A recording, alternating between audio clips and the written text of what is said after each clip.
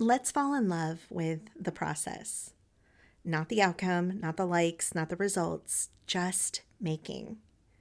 Welcome. I'm Ingrid Carlsen, and I'm so glad that you're here with me today. If you have had a time where you just did not want to make something, even though you love creating, this is probably the video for you. We're going to talk about first why we fall out of love with the creating process. And a lot of times I think that it has to do with when we measure ourselves compared to someone else. It tears down the love. All of these things are going to tear down that love that you originally had with whether it's crocheting or knitting or painting or junk journaling. And we start asking, is it good enough? Instead of, did I enjoy that process?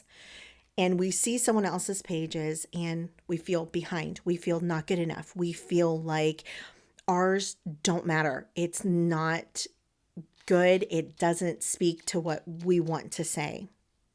And the thing is that not every project is meant to be a masterpiece. There's plenty of projects that I've made that are just for me, or it's just for my learning process. But sometimes it's easy to forget that the mess is part of the magic.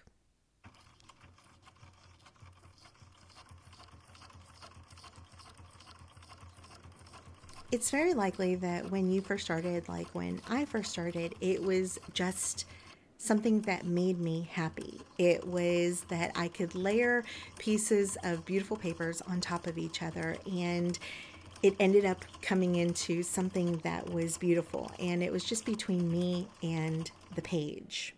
It was before all of the rules and parameters came into place to help me to kind of lose that love.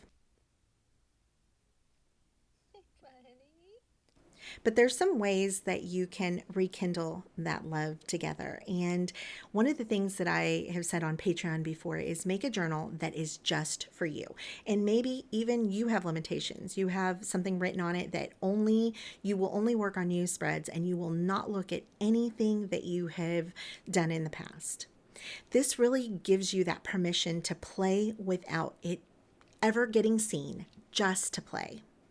Another way that you can do this is by using those pieces that you've been saving and let yourself the permission, or give yourself the permission to let yourself ruin them. That one's a hard one. That one's really hard for me. For a lot of years, I saved some of my ephemera that I knew I couldn't get my hands on again. And it's okay. It's okay if you make a mistake. You're not going to learn until you make those mistakes. Limit yourself on supplies. That's another way. You can just pull out, let's say, 10 pieces and only work with what you have on your desk. And then also, you can just let the project be unfinished. If you are no longer inspired by this project, just put it on hold, put a little tab on it, a sticky note or something to remind yourself to go back one day, and just leave it alone. Sometimes it might be that the page is just finished just like that. And then other times it's where you might come in and rework it and make it into something that you really love.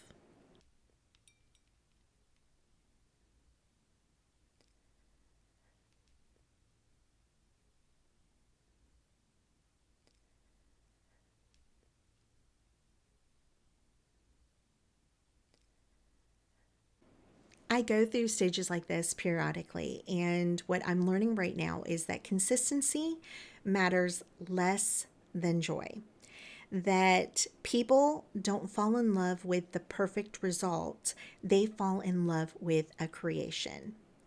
And that some days it's going to be harder. And it doesn't mean that it's not working. It doesn't mean that you're not talented. It just means it's not that time. And if you've ever played a sport, I play tennis, and there's days where my serve is on point. It's wonderful. It's beautiful. The form is nice. The result is great. And then there's days where I look like I've never picked up a racket today. And it's okay.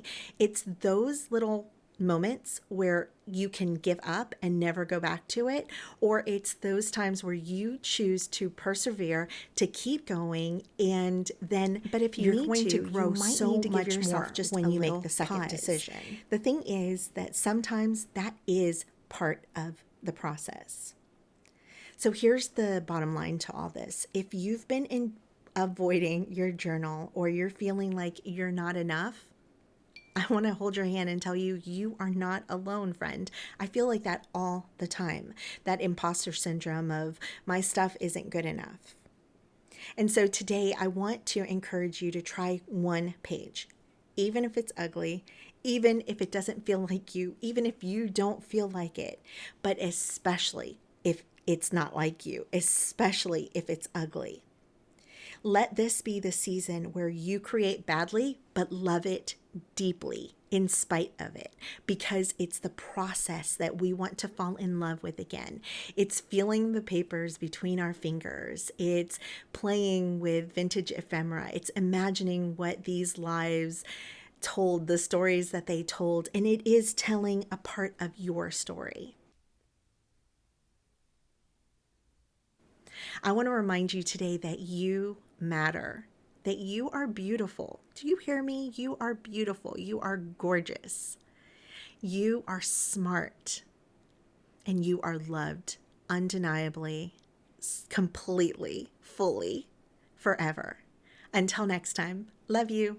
Bye.